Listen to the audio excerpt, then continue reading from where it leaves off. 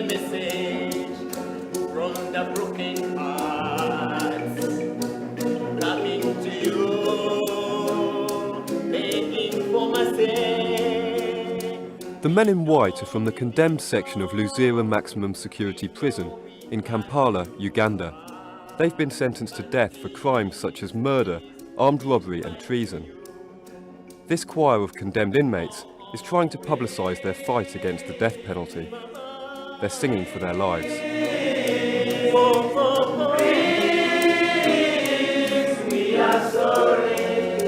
In the first case of its kind anywhere in the world, a coalition of all the inmates on death row is engaged in a long-running legal battle with the government. They say the death penalty is unconstitutional and should be abolished.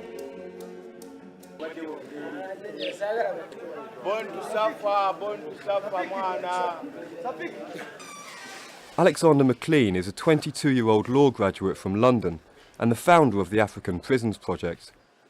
Over the past 4 years, he's spent much of his time working in African prisons. At the medium security jail, he's helping to organise the renovation of the prison hospital. He's also arranged for the death row choir to record an album of their songs. I think all inmates use song and music as a way of sharing their concerns and their problems with the outside world. Indeed, they don't get very many other opportunities of doing so. And all prisoners face problems, but I think in the condemned section, when the problem you face is possibly losing your life, it really focuses their minds. And the songs that they sing are very touching, and clearly a great deal of thought has gone into them. So they really have a strong impact on the listener.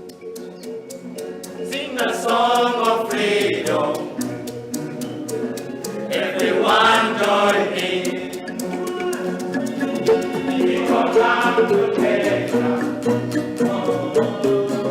Prisoners and human rights groups estimate that as many as 30 to 40% of the inmates are innocent of the crimes for which they have been convicted.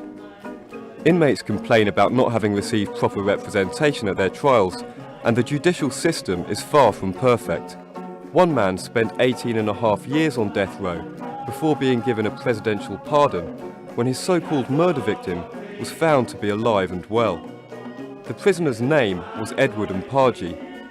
He now campaigns against the death penalty on Ugandan radio.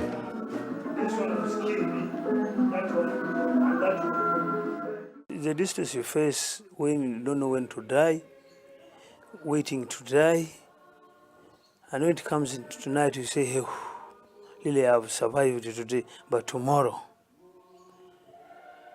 Sometimes it brings even the ulcers in the stomach, you go for diuretic because of the fear. If you haven't the strength of God to give you strength, you can't overcome it. That's the big problem I faced when I was in condemn, and that's what they face. There are so many people on death row who are innocent, or those who committed it but felt sorry, or those there was a cause of committing that crime. They are there. There have been no civilian executions on death row since 1999, when 28 men were hung at the gallows in a single day. Later this year, the Supreme Court will make a final decision on the abolition of the death penalty. They must decide not just whether the death penalty is cruel, inhuman and degrading, and therefore against the Ugandan constitution, but also whether the mandatory death sentence should be scrapped. Right now, the law as it is in Uganda is that if you commit any one of the following 4 offences: murder, armed robbery, armed smuggling, and certain types of treason, the only sentence that a judge can give you is the death sentence. In fact, the judges, when they issue the sentences, usually say, my hands are tied. So, for instance, if I pulled out a penknife now, and I told you, hand me your cell phone, and the judge finds you were armed, you had a penknife, you robbed him, you took his cell phone. Once he finds me guilty of that, the only punishment he can give me is a death sentence. In the same way, if he found a serial killer who had killed 500 people, he would give him the same sentence as me. There are about 550 men and women sentenced to death in Uganda. The choir sings that they can still be useful members of society. The prison service agrees, and the Commissioner General is one of the death penalty's most outspoken critics. As you know, it's out of fashion all over the world to execute people. I think this is something which is going out of fashion. Personally, or departmentally, as a department, we don't believe in the death penalty because we think it's not our mandate to take life. Life can only be taken by God.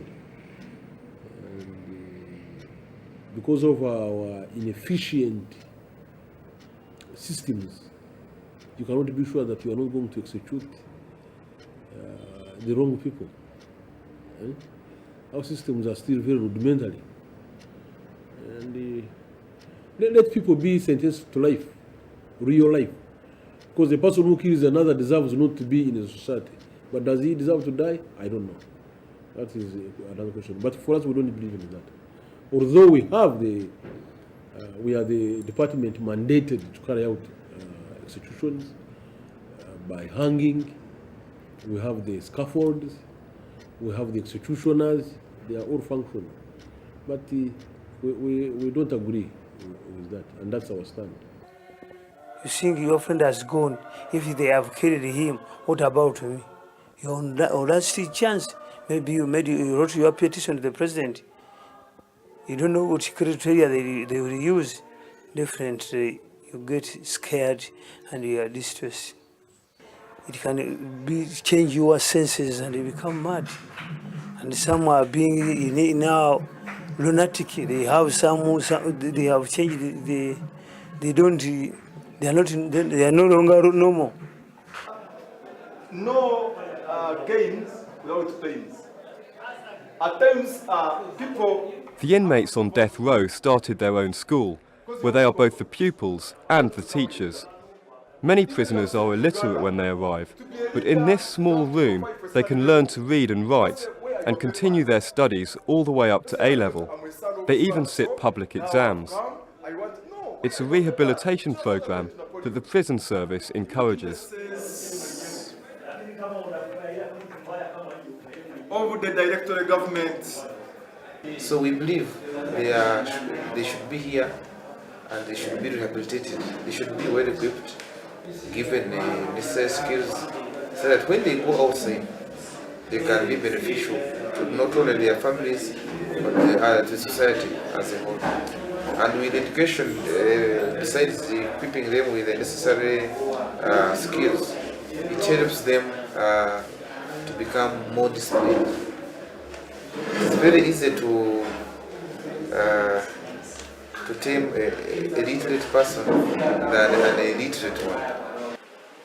I was not allowed to film inside the cells of the condemned section or to interview current death row inmates on camera, but this man, sentenced to death for murder, wanted to be heard. Now, the problem in our country here is just because of maybe sometimes somebody because of poverty, because of corruption in the government. So you see, this is why people who in the condemned section.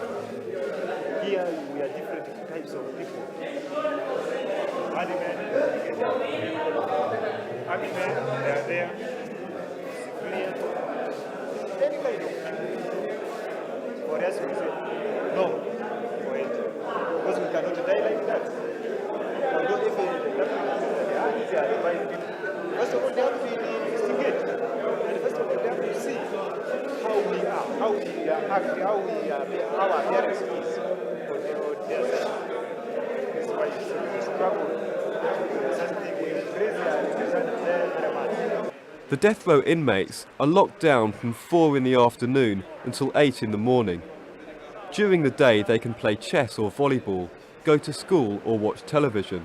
But at night they are confined, sometimes 6 men to a cell, sleeping on bedding rolled out on the floor. A small window high up in the wall provides little light or ventilation. And with the gallows just on the other side of the prison wall, the thought of death is never far away. Some prisoners complain of being beaten by the guards and the use of isolation cells, although the prison authority says it's working to promote better rights for the inmates. Many of those who have survived the system also want to ensure those rights. Robert Mugisha had his death sentence commuted to life in prison and is due for release later this year. During my stay in prison here, I decided to continue with studies. And this year I've sat for my A-level exams. I wish if the results come in my favor, I wish to pursue law at the higher institution, whereby in case I finish, I become a lawyer. My aim, task I'm foreseeing is that I will be able to advocate for the rights of the prisoners, and especially those who would be in prisons who are denied of good justice. I will see that at least their rights are preserved.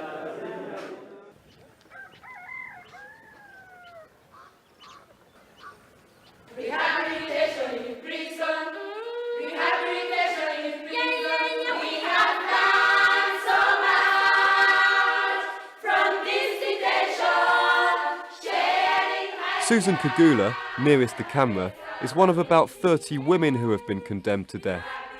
She spent more than 5 years on death row, accused of murdering her husband. It's a crime she vigorously denies. Hers is the lead case against the death penalty, and she speaks and sings on behalf of the condemned. We are crying to the authorities, our leaders in Uganda, President Museveni, our father pardon us. We assure you we've changed so much. We are good citizens of Uganda, given another chance to live, you won't regret. I think hope is important for all of us and for anyone in prison. Your hope is set on the day when you get out. But for those guys who've been sentenced to death, if you gave up hope, I don't know how you'd go on living in such close proximity to the gallows and in such miserable surroundings. Yeah, I'm sure up until the very last minute, people hope that they'll either get their case quashed at the Court of Appeal or they'll get a presidential pardon. No, but hope is something I think anyone who visits the condemned section will find in abundance. That person should be forgiven and given another punishment, because that is not a punishment. This is not a punishment. If they kill him, what will you gain? But if he suffers, if he's punished in prison to work, like in Uganda here, you go and work for 20 years, working for nothing. Don't think it is not an easy thing. Therefore, I should appeal to people that they should learn to forgive. And if you forgive, you have peace. It's true, we have accepted that we made a mistake. We plead for your forgiveness in repentance. Death penalty should be abolished. We won't do it again, we are broken. Do not kill us, we are so sorry.